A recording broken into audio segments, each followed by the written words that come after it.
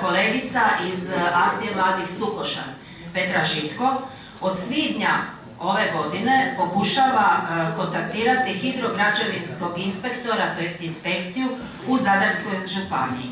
Gospodin Sjauš, nakon što se dugo vremena pokušavala prijaviti ono što mi svi vidimo, a to je devastacija obale, nasipanje, a u Sukošanu gradnja doslovno u moru.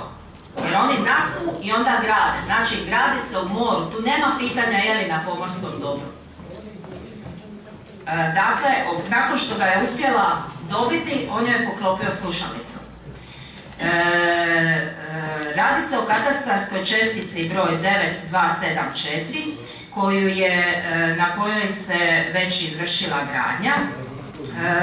Kolegica i akcija mladih kontaktirali su načelnika općine, on je rekao da je građevinska dozvola izdana. Zatim smo kontaktirali Državni inspektorat za pomorsko dobro, oni su reagirali i obavijestili su je da je inspekcija obavijestila DORH o nalazima. E sad nas zanima, tko je izdao građevinsku dozvolu i hoće li odgovarati, što je našla inspekcija i što je nalaz inspekcije na tom dijelu pomorskog dobra. I ovo je najvažnije za nas, molim vas, zašto Zadarska županija, a suočavamo se sa nasipanjem obale, devastiranjem, gradnjom na obali, godinama ima zapravo zaštićenog hidrograđevinskog inspektora, nigdje nije objavljen njegov broj telefona, nigdje nije objavljen gdje se ljudi mogu javiti u slučaju da vide nasipanja kojih je more od Paga do ne znam, svih otoka i tako dalje.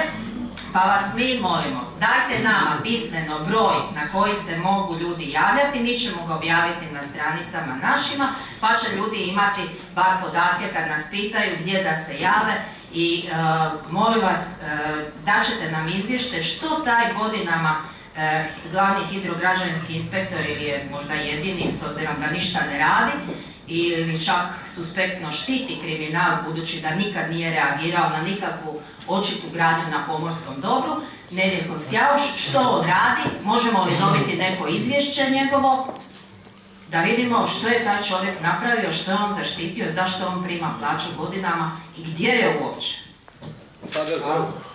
Hvala lijepo i vama. Gospodin Ivan Matić.